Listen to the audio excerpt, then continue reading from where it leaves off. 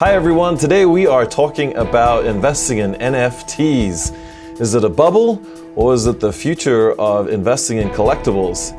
That's the topic we're going to talk about in today's Mind on Markets segment. Welcome to YCG, where we help your capital grow so you can achieve your financial goals. If that's something that interests you, then hit that subscribe button and the bell notification so that you don't miss a thing. I'm Will Kruger and I'm joined today by Elliott Savage. Welcome, Elliott. Hey, how's it going?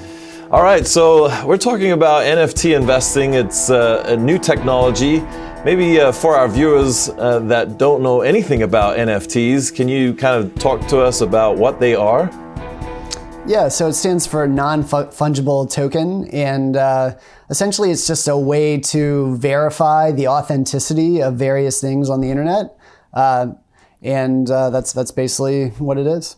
And it spans the gamut, right? So we're talking about art, video, music. I mean the range of the type of art and digital assets are very, very wide, right?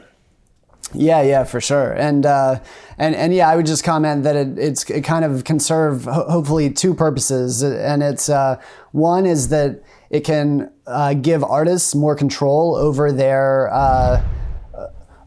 media that they create, and so hopefully they get paid each time something's used. That would be like one of the really positive outcomes if everything comes to pass as people hope.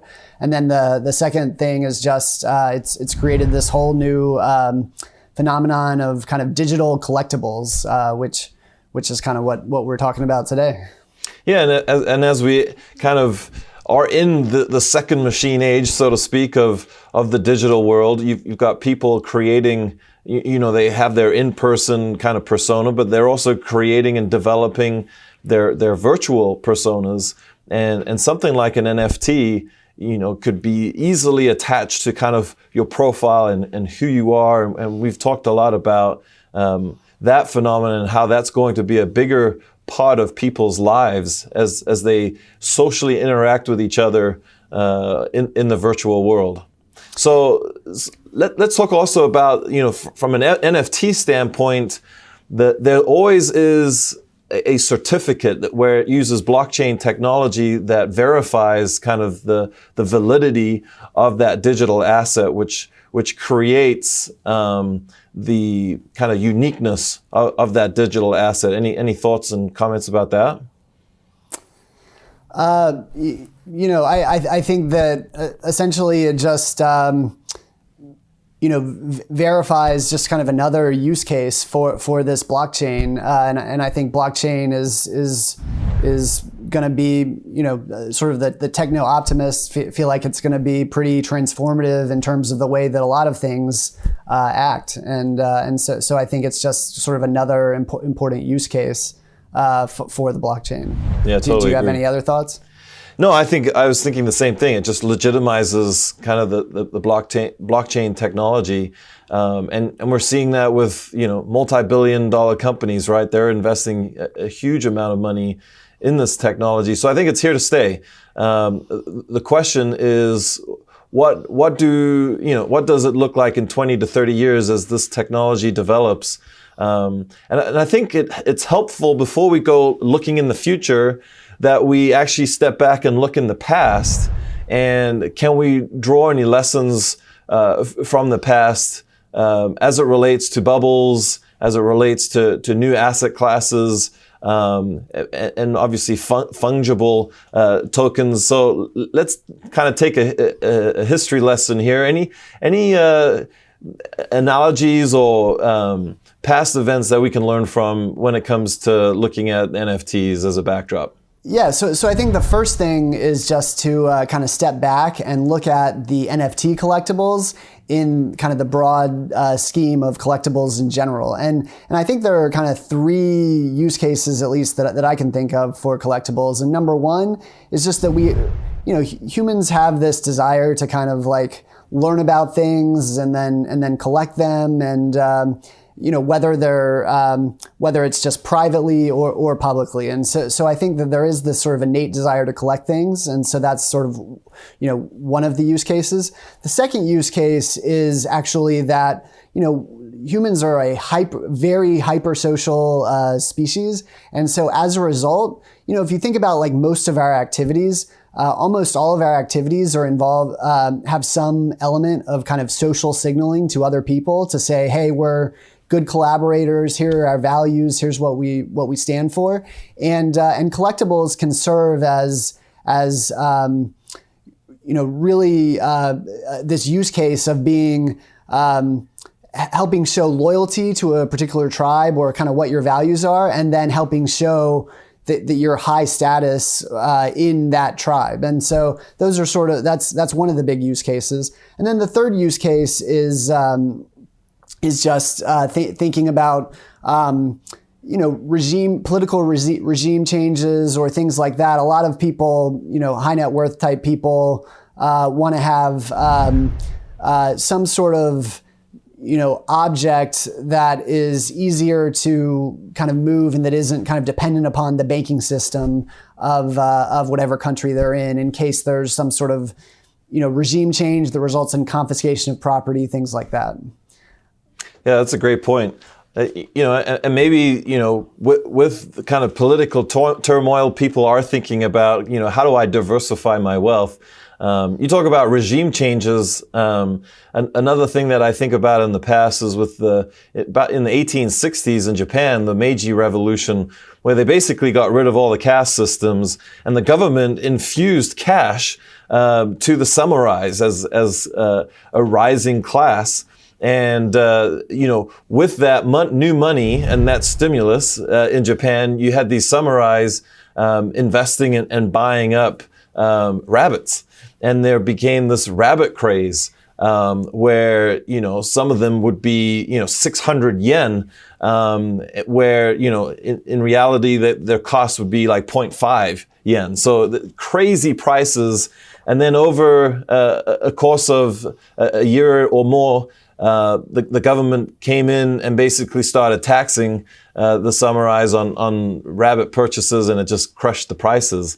So I think it's interesting to see, with the government spending and the stimulus checks that everyone has received during this pandemic, and no one's really doing anything, thoughts kind of move towards, what can we collect and talking about social status, embracing this new virtual world.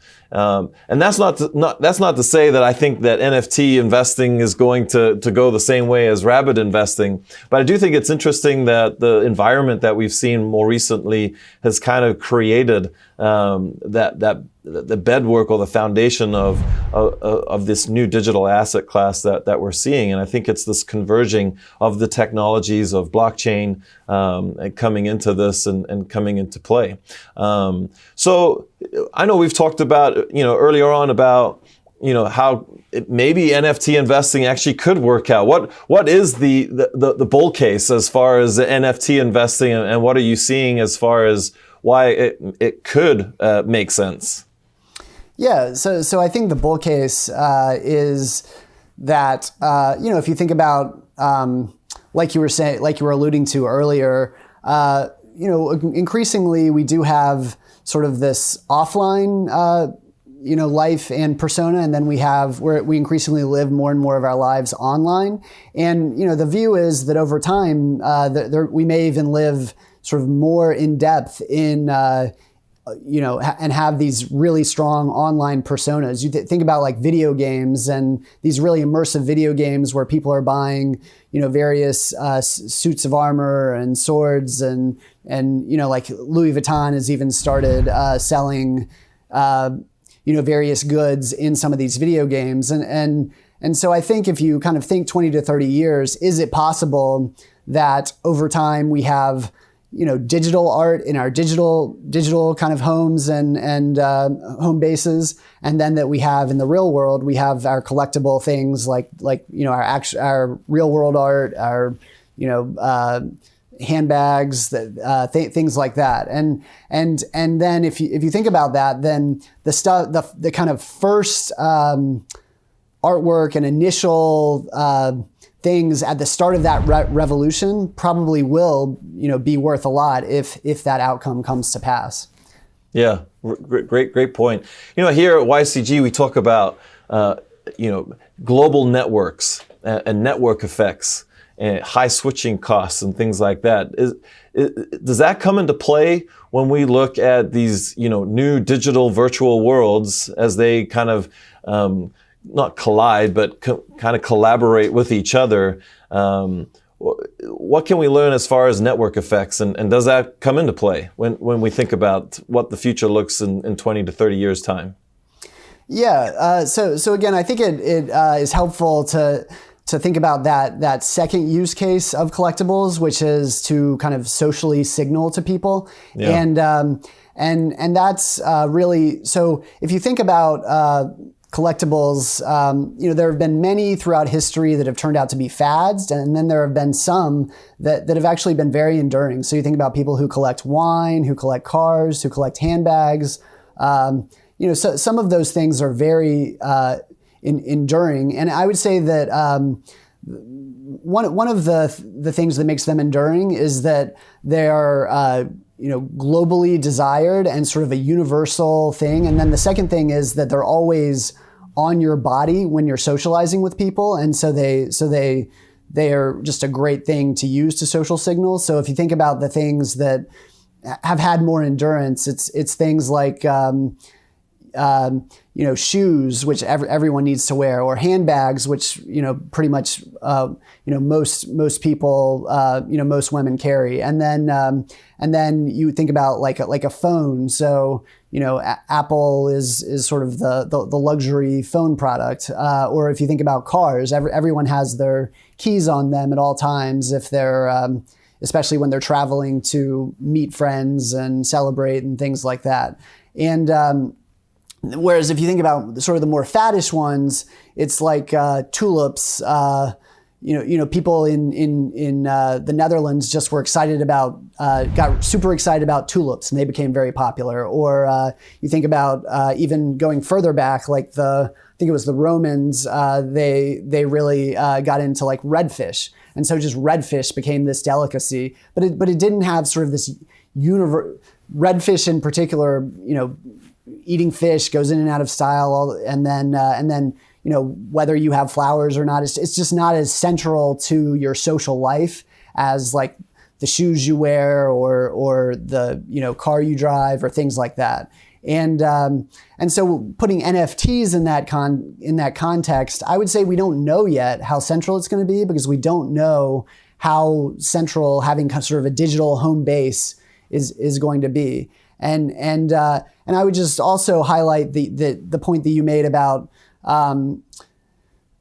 sometimes these new collectible trends happen in a particularly speculative time. And so you think about the last time that we've had sort of a collectible craze, and it was during the late 90s with Beanie Babies as being probably the ultimate example. Yeah. And now you've had this resurgence of all of these collectibles. So baseball cards are back, and various collectible toys are back, and so it could be telling us about where we are in sort of the market cycle. Love it. Great thoughts. Well, what do you think about NFT investing? Leave us your comments below. We'd love to hear your thoughts, and check out one of our other videos. We'll see you next time. Thanks everyone for watching.